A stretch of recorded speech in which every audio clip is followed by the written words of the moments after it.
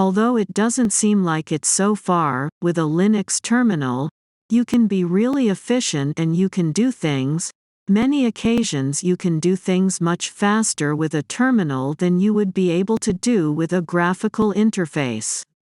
For example, you can search for files on using the Linux terminal, you can interact with commands and you can bundle commands as well.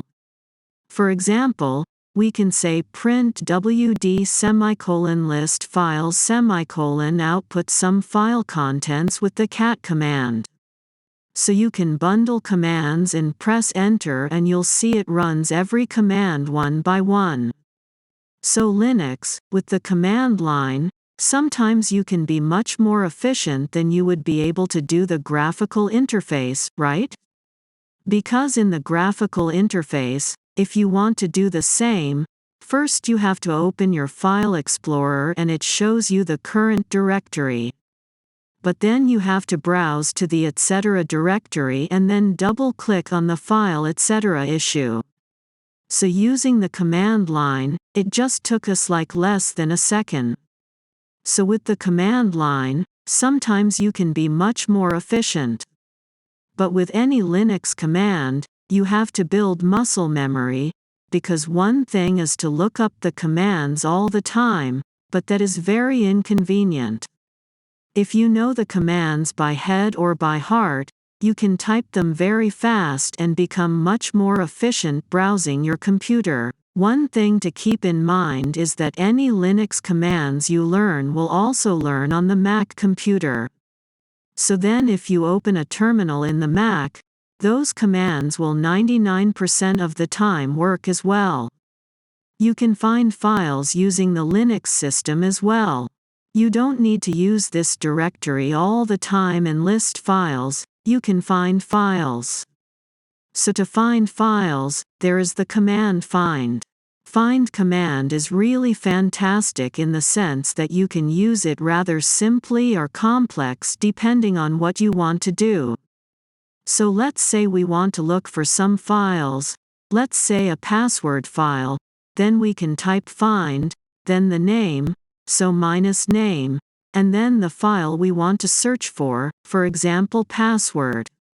You see now it doesn't find any file, and that is because it's searching from within the current working directory, which is /home/Kali. If we type a slash in front, so in front of /-name, we type a slash, then it will search the whole system. And you'll see now it's searching the whole system for the password file. And it does, it tells you sometimes permission is denied. And that is because we are not administrator in the system, right? We are just a regular user, who am I Kali? And remember, the administrator of any Linux system is root. Now we are not root, that's why it tells you permission denied sometimes, similar to how on Windows, if you're not administrator, you cannot open some files. But if you scroll up, you'll see it found the password file several times. So different password files are on the system. You can scroll up and you have to filter a bit. There's user bin password here. Here's also an etc. password. So you can find different ones. Using the find commands, you can search for something. To create a file, you can use the touch command.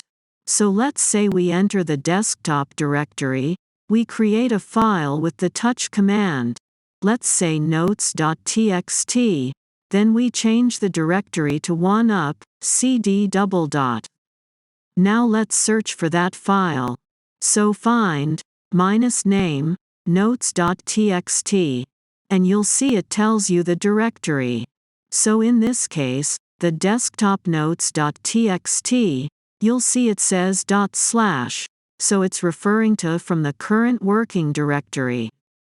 So if we type pwd/home Kali desktop notes.txt, so using the find command -name, you can find any file in your home directory. Usually, You would store all your files in your home directory because everything else is really related to the system. So your home directory, you can always enter with cd tilde, and then type pwd, you'll see your home directory. That's the home of your current user. Now we were able to find the file notes.txt. But let's say we don't know the name of the file. And we just know that we have a text file. So a .txt file, that the extension is .txt, you'll see here .txt. Then we can type instead find -name, *.txt. And that will find text files in your home directory. So you'll see here, apparently some deleted text files in trash folder. And you'll see here your file desktop notes.txt. So when you type *.txt, you can find any text file.